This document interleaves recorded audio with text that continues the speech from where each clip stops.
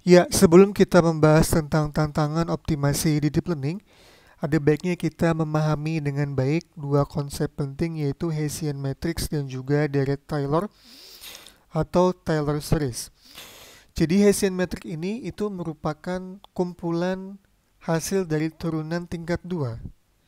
Turunan tingkat 2 itu maksudnya adalah ada suatu fungsi kita turunkan, hasil dari fungsi itu kita turunkan lagi. Jadi kita turunkan dua kali. Nah, itu kita kumpulkan dalam Hessian matrix. Oke. Kalau misalkan kita punya dua variabel, sebut saja X dan Y, maka Hessian matrixnya itu seperti ini. Oke. Perhatikan bahwa diagonal itu selalu merujuk pada variabel yang sama. Jadi kolom yang pertama fokus ke variabel pertama, kolom yang kedua fokus ke variabel yang kedua. Di kolom yang pertama ini, eh, kita lihat X pangkat 2, itu berarti turunannya X diturunkan dua kali. Oke. Terus selanjutnya di sini, nah ini ada keliru ya. Jadi ini adalah X, ini adalah Y. Jadi yang pertama kita turunkan terhadap X ya, karena kolomnya fokus ke X. Baru setelah itu kita turunkan terhadap Y, hasil turunan X tadi. Di kolom yang kedua dia fokus ke Y, untuk yang di sini kita turunkan dua kali. Yang di sini kita turunkan Y, lalu setelah itu kita turunkan terhadap X gitu ya. Nah ini keliru di sini. Ini YX, oke. Sesuai yang ada di sini. Kita lihat ini fokusnya yang pertama ya. Ini fokusnya yang kedua. Ini kalau yang lebih dari satu variabel. Oke. Ini disebut dengan Hessian matrix. Nanti determinannya itu menentukan suatu makna tertentu ya. Dan kalau kita tarik ke eigenvalue, eigenvector, kalau masih ingat aljabar linear, Hessian matrix ini yang nanti akan menentukan tingkat eh, apa ya, kekuatan dari si vektornya tadi ya. Kalau Hessiannya cukup tinggi, kita bisa bilang bahwa percepatannya akan sangat tinggi. Kalau Hessiannya rendah, kita bisa bilang percepatan atau akselerasinya juga rendah. Oke. Ini contoh efek. Oke, jadi misalnya ketika kita mencoba mengupdate bobot, terus kita cek gradiennya, dan kita ambil gradiennya sebesar step size atau linear rate-nya tadi, kita sebut epsilon atau alpha. Kalau kita ambil dengan misalnya Hessian matrix atau turunan tingkat 2-nya itu 0, maka tidak ada perubahan yang signifikan. Artinya estimasi kita terhadap linear rate itu sesuai. Ini contoh ya. No curvature yaitu lengkungan. Curvature itu lengkungan ya. Jadi kita bisa melihat tingkat lengkungan berdasarkan turunan tingkat 2. Kalau kita turunkan dua kali ternyata dia 0, berarti tidak ada percepatan atau perlambatan kan. Sehingga ketika kita mengambil gradiennya, dia akan sesuai. Tetapi apabila kita turunkan tingkat 2 ternyata dia menunjukkan nilai yang negatif, berarti ada kecenderungan kelengkungan yang lebih lamban. Ini ya, negatif curvature karena dia negatif. Oke. Artinya percepatannya akan semakin lamban, dia akan semakin melengkung ke bawah. Oke. Di sini. Sehingga kalau misalnya kita ambil step size-nya itu terlalu, misalnya apa ya, terlalu terlalu tinggi gitu ya.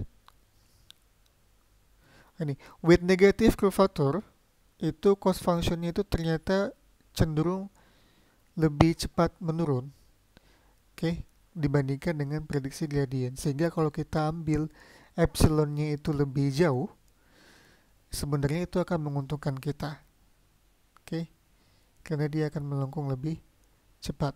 Oke, kalau ternyata dia positif curvature lengkungannya, ketika kita tarik ternyata dia positif, artinya semakin kita tambahkan kan dia semakin meningkat tuh yang gradient awalnya. Artinya dengan step size yang sama itu kecenderungan akan lebih meningkat. Sehingga kalau kita ambil step size atau linear rate yang lebih misalnya lebih kecil, itu akan menjaga tingkat cost functionnya lebih kecil juga. Oke, jadi itu terkait dengan curvature atau kelengkungan, itu informasinya. Jadi update gradient itu sebenarnya estimasi kita ya. Dan kalau misalkan ternyata dia 0 second derivatifnya, berarti estimasinya sudah sesuai. Tapi kalau tidak, itu tergantung dari informasi gradient tingkat keduanya. Ini akan membantu kita, kalau kita punya informasi ini akan membantu kita untuk mempercepat proses pembelajaran di deep learning. Oke. Setelah ini kita akan membahas melalui konsep Hessian metric ini.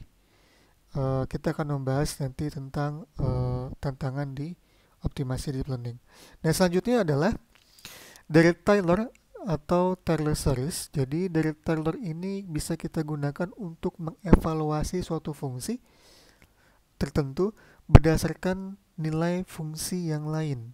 Biasanya saling berdekatan. Misal kalau kita mencoba mengevaluasi